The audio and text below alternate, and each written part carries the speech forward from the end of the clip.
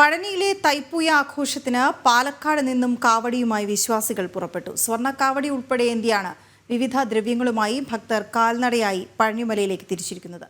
പഴനിയിലെ മുരുകഭഗവാന് ഏറ്റവും പ്രിയപ്പെട്ട വഴിപാടാണ് കാവടിയാട്ടം.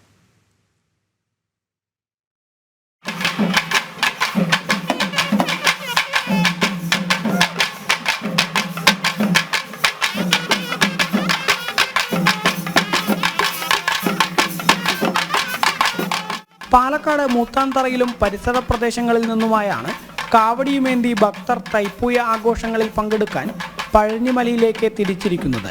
സ്വർണ്ണക്കാവടി, വെള്ളിക്കാവടി, പീലിക്കാവടി തുടങ്ങി 100-ലേറെ കാവടികളും ഏന്തിയാണ് ഭക്തർ പഴനിയിലേക്ക് കാൽനടയായി സഞ്ചരിക്കുന്നത്.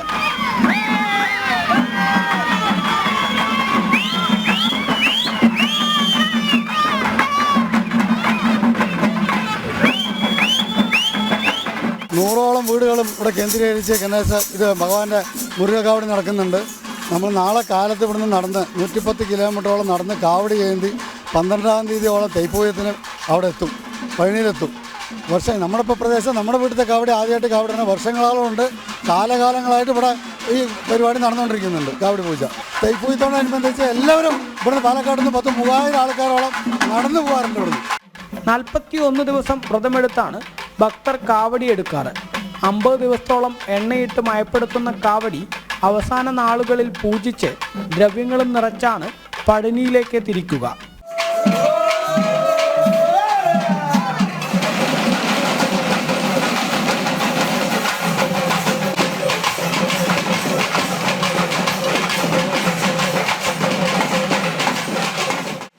അഗസ്ത്യമുനി കൈലാസത്തിലെത്തി ശിവനെ പൂജിച്ചു വരുമ്പോൾ ഭഗവാന്റെ അനുഗ്രഹത്തിൽ 2 മലകൾ എടുത്തുവെന്നും ഹിഡുംബൻ എന്ന രാക്ഷസന്റെ സഹായത്തിൽ പർവ്വതങ്ങളും തോളിലെടുത്ത് യാത്ര ചെയ്യുമ്പോൾ ഹിഡുംബന് ക്ഷീണം തോന്നുകയും പഴനിയിൽ മലകൾ ഇറക്കി വെച്ച് വിശ്രമിക്കുകയും ചെയ്തു.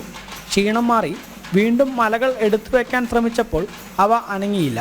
എത്ര ശ്രമിച്ചിട്ടും ഹിഡുംബന് മല ഉയർത്താൻ കഴിഞ്ഞില്ല. അത്ഭുതപ്പെട്ട് ചുറ്റും നോക്കിയ ഹിഡുംബൻ കണ്ടത് ഒരു മലയിൽ വടിയും പിടിച്ചു നിൽക്കുന്ന ബാലനെയാണ്.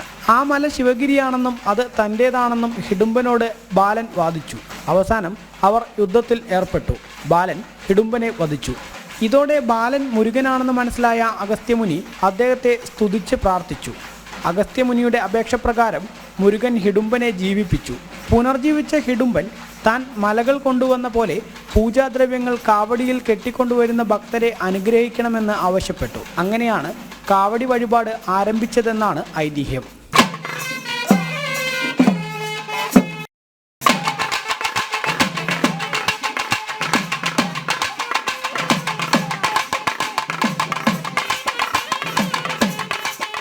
പത്താം തീയതിയാണ് പഴനിയിൽ കൂട്ടക്കാവടി.